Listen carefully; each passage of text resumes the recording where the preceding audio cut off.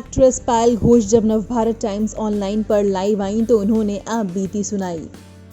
उन्होंने बताया कि जब अनुराग कश्यप ने उनके साथ गलत हरकत की थी तो वो इस बारे में तभी खुलकर बताना चाहती थीं, लेकिन अफसोस की बात तो ये है कि कई बार उन्होंने इस बारे में सोशल मीडिया पर भी पोस्ट किया, लेकिन घर वालों ने डिलीट करवा दिया। पायल घोष ने कहा, हर किसी को डर था कि अगर ये सारी बातें मीडिया में आएंगी तो करियर पर असर पड़ेगा, लेकिन कब तक चुप बैठती मैं।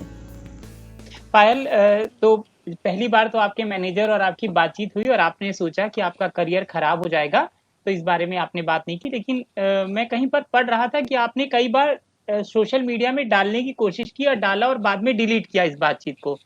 वो कौन सा समय था? कितने दिनों के बाद आपने social media? It was mostly जब मैंने उनको मीटू के टाइम में देखा कि वो बाहर आके मीटू को सपोर्ट कर रहे और दूसरे एक्टर्स को सपोर्ट कर रहे, तब मुझे ऐसे अंदर से एक बहुत अजीब सा लग रहा था कि कैसा इंसान है, वो खुद ही ऐसे पीछे करते हैं और ऊपर से लोगों के सामने ऐसा दिखा रहे कि he is such a big feminist.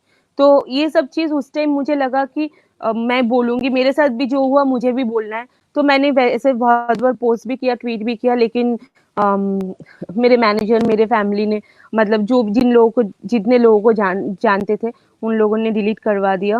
और वो सब स्क्रीनशॉट भी मैंने शेयर किया ट्विटर पे कि क्या क्या हुआ था और कब था एग्जैक्टली द टाइम जब मी टू मूवमेंट चल रहा था।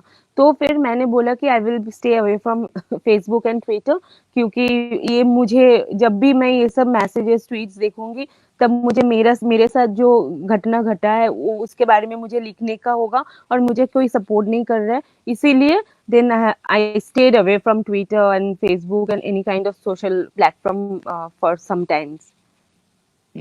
पायल, क्या आमतौर पे जब बॉलीवुड में नई लड़कियां काम करने आती हैं तो सिर्फ आपने कश्यप साहब का नाम लिया, क्या बहुत सारे लोग इस तरह की गलत बातचीत करते हैं? और क्या आपके साथ और भी किसी ने इस तरह की गलत बातचीत की जिसे आपने इग्नोर किया? देखिए, मेरे साथ ऐसे सच्ची में कभी नहीं हुआ। मैंने साउथ में काफी सारे काम किए, नेशनल अवार्ड्स विनर डायरेक्टर्स के साथ काम किए, 2 नेशनल अवार्ड्स विनर डायरेक्टर के साथ काम किए, एक स्टार डायरेक्टर के साथ काम किए, इतने बड़े लोगों के साथ काम किया। मेरे साथ साउथ में तो कभी नहीं हुआ। हिंदी फिल्म में भी मैंने 2 फिल्म की है, एक डायरेक्टेड बाय विवेक अग्निहोत्री और दूसरा संजय छेल। उन दोनों फिल्म में जब उनसे मैं मिलने गई थी, उन लोगों के फिल्म भी मैंने किया, लेकिन ऐसा कभी भी मुझे फेस नहीं करना पड़ा। और मैं बहुत ही, मतलब मैं अपना कंफर्ट जोन में रहने की कोशिश करती हूँ।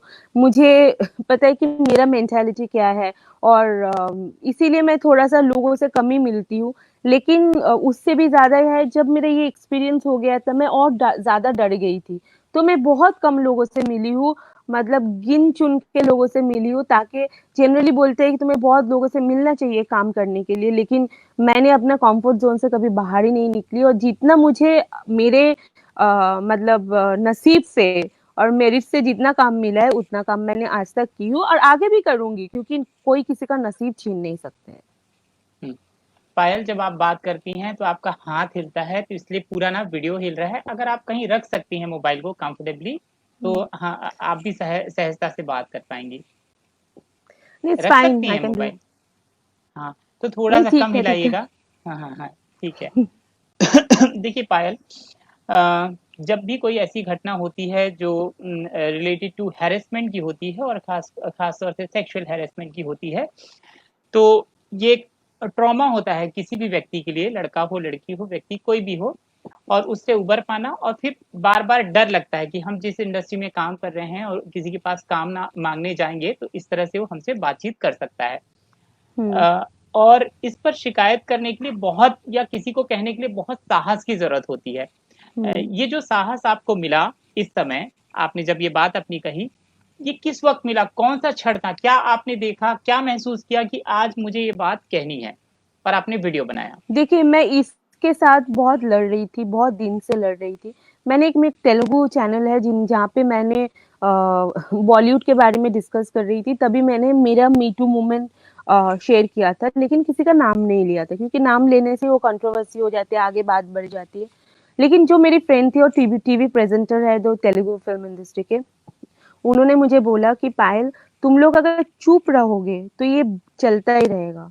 अगर तुम लोग बाहर आके इस बारे में बोलोगे तो लोग डरेगा फिर आगे जाके। और अगर तुम्हें मतलब ऐसा कभी मत सोचना कि ये सब बोलने से काम नहीं मिलेगा, ये नहीं मिलेगा। And what about the fight that you are doing within yourself? So she was the one who encouraged me, and that is the reason I came out and gave the interview to them. And before that और भी एक घटना घटी थी। उसके एक दिन evening पहले मैंने कहीं किसी पोर्टल को ये बात बताई थी, क्योंकि मैं बहुत गुस्से में भी थी। और जब मैंने उनके साथ मीटू का शेयर किया था तो उन्होंने मुझे बताया कि पायल तुमको बोलना चाहिए। So I thought that I will tell it to one portal. I won't name. उन्होंने फिर नेक्स्ट डे पता चला कि they are seeking approval from mister Kashyap himself.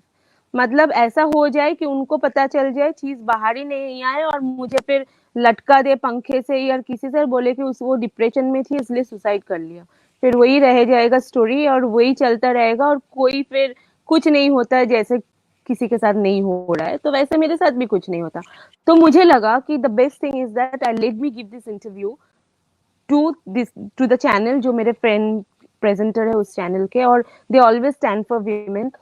तो मैंने उनको इंटरव्यू दे दिया and next day it came and then only I shared and means posted it on my Twitter mentioning PMO and you know like HMO and all.